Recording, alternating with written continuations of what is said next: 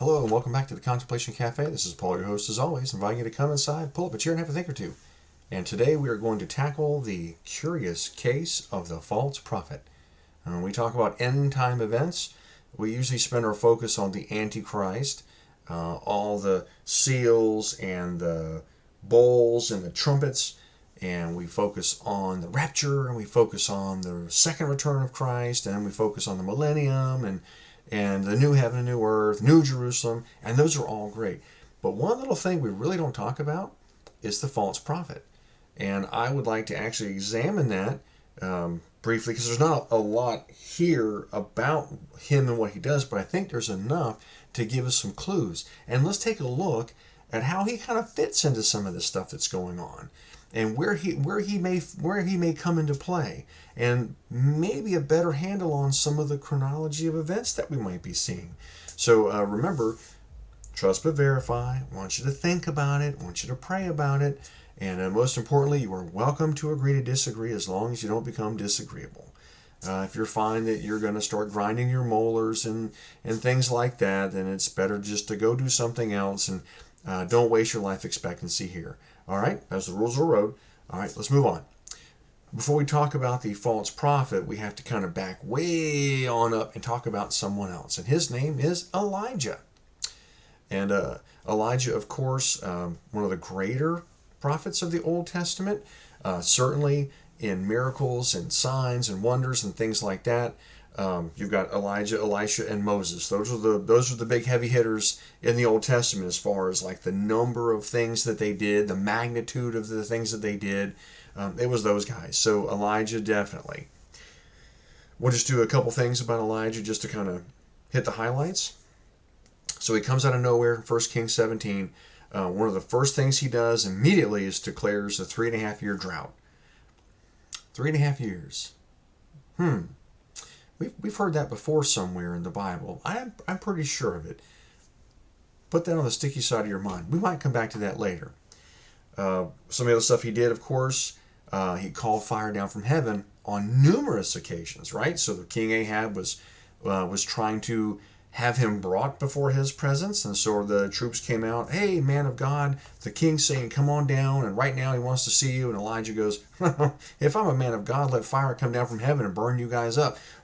Barbecue. And of course, there was the showdown at Mount Carmel between Elijah and all these other false priests of Baal and whatnot. And again, how fire came down from heaven, consumed the sacrifice, licked up all the dust and the water, and it was all cool.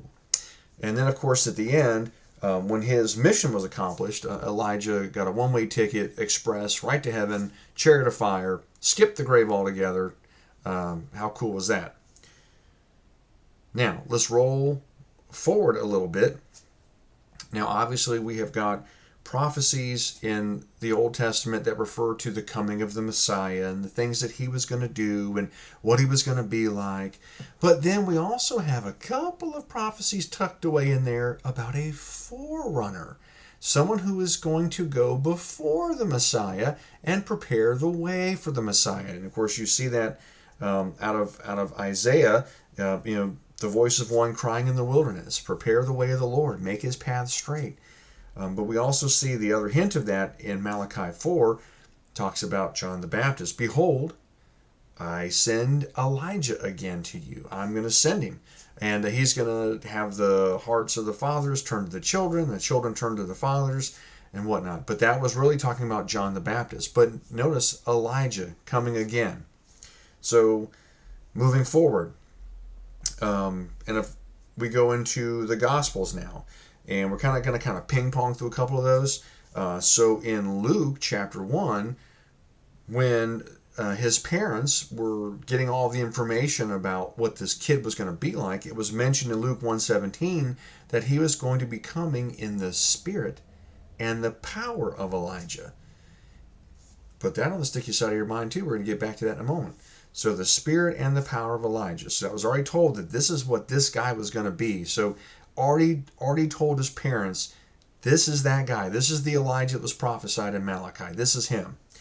Now we see in Matthew 3, when we see his first emergence in his ministry role, John's wearing a camel skin coat. all kind of hairy and stuff, and maybe camels don't smell good, so maybe it didn't smell good either. I don't know. Thick leather belt, like you ever see them guys at the gym that big buffed out guys wearing just thick 4-inch leather belt to lift all them heavy weights.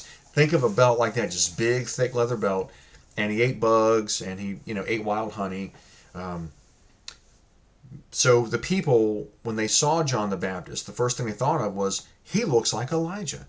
And of course, when John preached, that no-nonsense, black and white, cutting it right down the middle, I'm sure he sounded like Elijah did too. And of course, what was he doing? He was calling the people to repentance and preparing them for the Messiah. So now, after all these years, from Malachi till here, you hear a little bit here, a little bit here, a little bit here.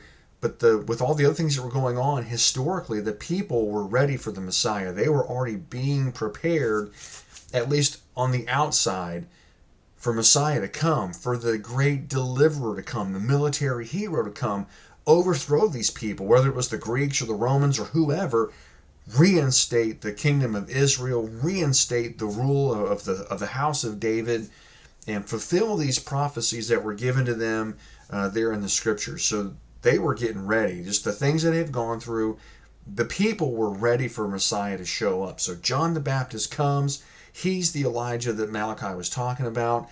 He's telling people to get ready. Messiah's coming. They're saying, aren't you that guy? No, I'm not that guy. I'm just preparing the way for him. I'm just getting it ready. I'm serving it up. He's coming. But now the people they believed he was a prophet, but there was some confusion about that as well. Because in John 10:41, they mention that John performed no sign. But yet, in Luke chapter 1, he was supposed to come in the spirit and power of Elijah.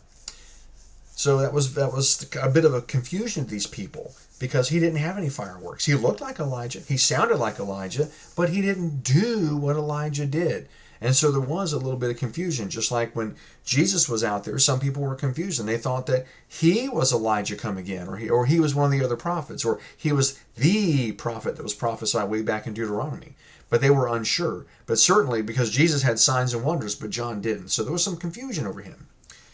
All right, so now, put all that aside, and let's go into the New Testament, and we'll go into Revelation, and we're going to talk about the false prophet here, just real briefly, and then kind of start drawing some comparisons and whatnot. All right, verse 12. And he, the false prophet, exercises all the authority of the first beast in his presence, and causes the earth and those who dwell in it to worship the first beast, whose deadly wound was healed. He performs great signs, so that he even makes fire come down from heaven on the earth in the sight of men. And that he deceives those who dwell on the earth by the signs which he was granted to do in the sight of the beast, telling those who dwell on the earth to make an image to the beast who was wounded by the sword and lived, on and on. So let's just stop there. Causes fire to come down from heaven. So again, only a handful of people have done that, right? Elijah has done that. So this guy, it could very likely be false Elijah. Just like the Antichrist is the false Messiah. So he comes in place of and comes against. He does both. And the false prophet is going to do the same thing. He comes in place of Elijah, but he also comes in opposition to Elijah. And he's going to have all these fireworks that the Jews are going to identify with, because they're going to see the spirit and the power of Elijah. He's going to identify with that. So he's going to do some of the same things, but to deceive the people. But he's going to come with a false gospel, because he has to get them ready for the Messiah to come, right? So he's going to exercise a pro-messianic ministry. He's going to prepare them. Whatever he's going to do to cheerlead them, to kick them in the fanny, whatever he's got to do, but he's going to do that. The signs and wonders are going to attest to his authenticity as a prophet, that they're going to declare him to be a prophet, I'm sure of it, but he's going to be the one saying, Messiah is coming, Messiah is coming. And then, of course, when Messiah false Messiah pops up, he's going to go, see, there's the dude right there. Now, the question becomes, how does this guy show up? And I do think it very likely that he comes in before the Antichrist comes in, just like John the Baptist came before Jesus. So the false prophet will come before Antichrist. He's got to prepare the people. Because remember, the Jews have to buy off on all this. They have to be sold on all this. And just as in the days of when Jesus was born, and Herod was even trying to figure out, the wise men, what's all this stuff? Talk to the religious people. What's this about the Messiah? Tell me about him. What's going on? So they were looking. They were looking, and they said, well, we know that we've got these certain criteria from Scripture. We've got this.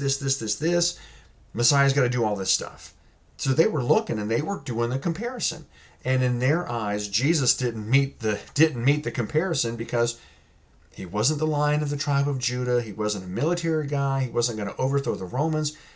He was just this regular, ordinary-looking dude.